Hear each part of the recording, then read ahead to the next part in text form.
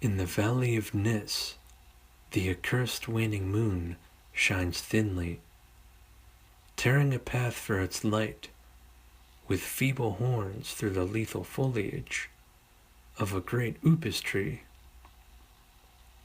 And within the depths of the valley, where the light reaches not, move forms not meant to be beheld. Rank is the herbage on each slope, where evil vines and creeping plants crawl amidst the stones of ruined palaces, twining tightly about broken columns and strange monoliths, and heaving up marble pavements laid by forgotten hands.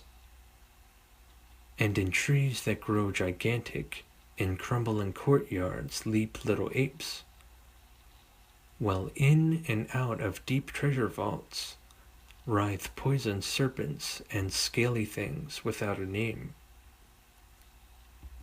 Vast are the stones which sleep beneath coverlets of dank moss, and mighty were the walls from which they fell. For all time did their builders erect them, and in sooth they yet serve nobly, for beneath them the grey toad makes his habitation. At the very bottom of the valley lies the river Than, whose waters are slimy and filled with weeds. From hidden springs it rises, and to subterranean grottos it flows, so that the demon of the valley knows not why its waters are red, nor whither they are bound.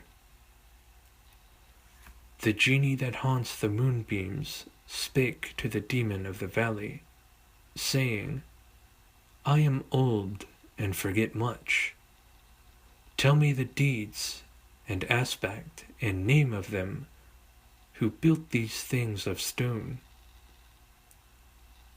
And the demon replied, I am memory, and am wise in lore of the past, but I too am old. These beings were like the waters of the river Than, not to be understood. Their deeds I recall not, for they were but of the moment.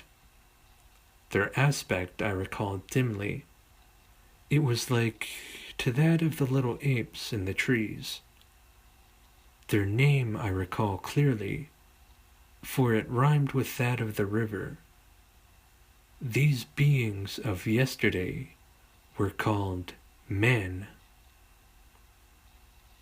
So the genie flew back to the thin-horned moon, and the demon looked intently at a little ape in a tree that grew in a crumbling courtyard.